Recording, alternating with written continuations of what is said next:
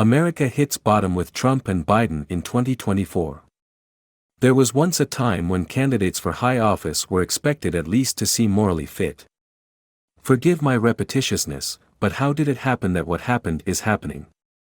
How has it come about that the more than likely presidential candidates of our two political parties in 2024 turn out to be Donald Trump and Joe Biden?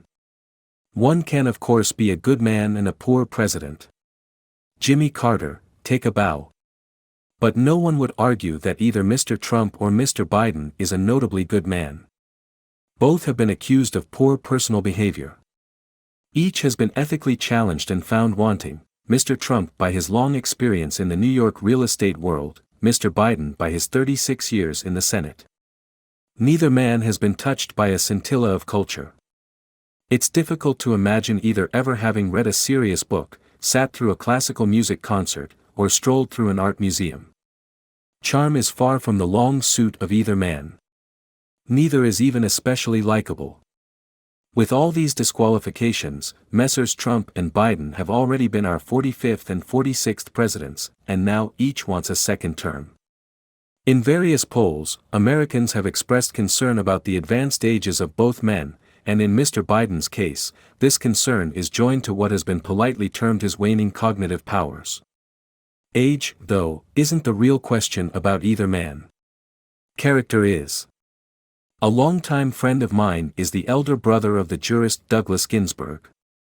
In 1987, you will recall, the then young Judge Ginsburg, after having been nominated by Ronald Reagan for a seat on the Supreme Court, was forced to decline the appointment when it was revealed he used marijuana while a college student and an assistant professor. Now, 36 years later, Donald Trump has been arrested and charged with a crime. The papers are full of stories about Joe Biden maybe receiving funds acquired by his son Hunter, who probably got them from foreign governments in seriously shady ways. Such egregious behavior isn't allowed to stand in the way of either man seeking the presidency. We've come a long way, baby. If various polls can be believed, many Americans would like to go back to a time when candidates for high office were required at least to seem morally fit for that office. Apart from die-hard MAGIistas and some deep-dyed progressives, no one wants either Mr. Biden or Mr. Trump to serve a second term as president. Most people would prefer that both men disappear. Many dread an election campaign that figures to bring American politics to a stunning new low.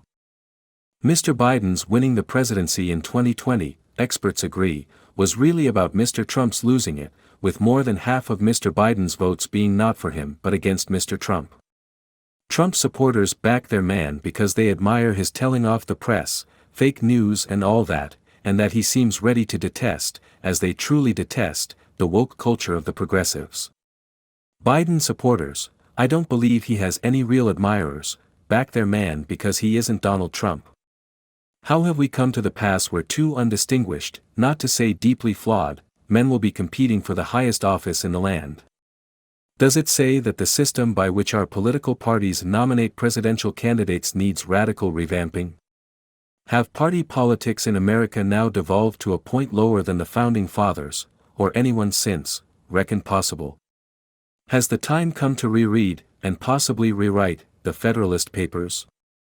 What does it say about the U.S. that it can do no better in choosing a president than the choice presented between the gross Donald Trump and the unctuous Joe Biden?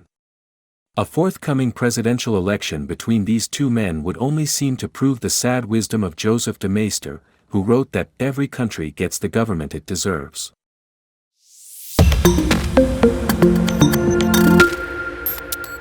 America hits bottom with Trump and Biden in 2024. There was once a time when candidates for high office were expected at least to seem morally fit. Forgive my repetitiousness, but how did it happen that what happened is happening? How has it come about that the more than likely presidential candidates of our two political parties in 2024 turn out to be Donald Trump and Joe Biden? One can of course be a good man and a poor president.